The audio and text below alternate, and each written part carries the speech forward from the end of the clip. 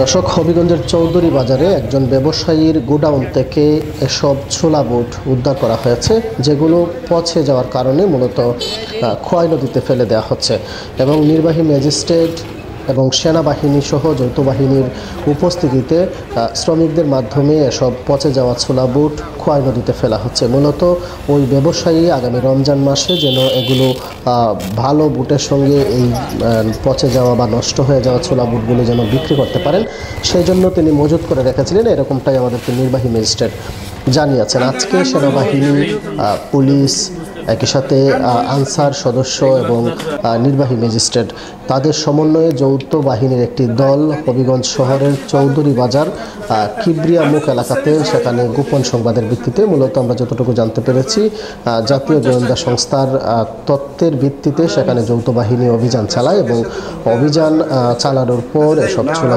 বুটের সন্ধান পাওয়া যায়। আজকে সন্ধ্যার পর সেখানে নির্বাহী ম্যাজিস্ট্রেট সামিউর রহমান তিনি সেখানে উপস্থিত ছিলেন, সেনাবাহিনীর যে কর্মকর্তা সহ সদস্যরা সেখানে উপস্থিত ছিলেন এবং যে ব্যবসায়ীর দোকানে আজকে অভিযান চালানো হয়েছিল সেটি হচ্ছে মেসার্স বাদল দেবের গোডাউনে মূলত এই অভিযানটি পরিচালনা করা হয় এবং অভিযান যখন পরিচালনা করা হয় তখন নির্বাহী ম্যাজিস্ট্রেট এবং যারা অভিযানের নেতৃত্বে ছিলেন তারা যেটি পেয়েছেন যে 21 বস্তা ছোলা বুট, যেগুলো আগামী রমজান মাসে যেন ভালো বুটের সঙ্গে এসব পচে যাওয়া ছোলা বুটগুলো মিশিয়ে সেগুলো বিক্রি করার উদ্দেশ্যে সেখানে মজুত করে রেখেছিলেন। 21 বস্তা ছোলা বুট মজুত করে রেখেছিলেন।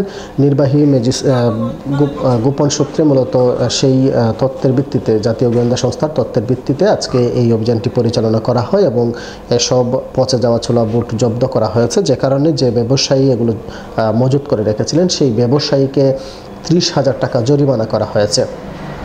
একই সাথে এসব বুট ছোলার যে 21 বস্তা ছোলা সেগুলো নির্বাহী ম্যাজিস্ট্রেট এবং যৌথ বাহিনীর যে অভিযানিক দলের সদস্যরা ছিলেন তাদের উপস্থিতিতে শ্রমিকদের মাধ্যমে সেগুলোকে খোয়াই নদীতে ফেলে দেওয়া হয়েছে।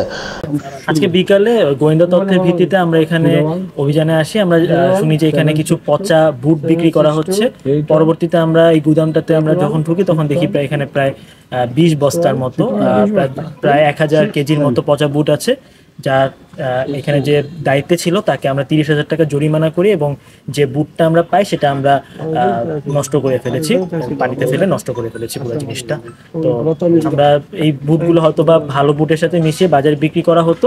আমরা আশা করি যে এতে রমজানের সব ভালো মানুষজন ভালোভাবে খেতে পারবে।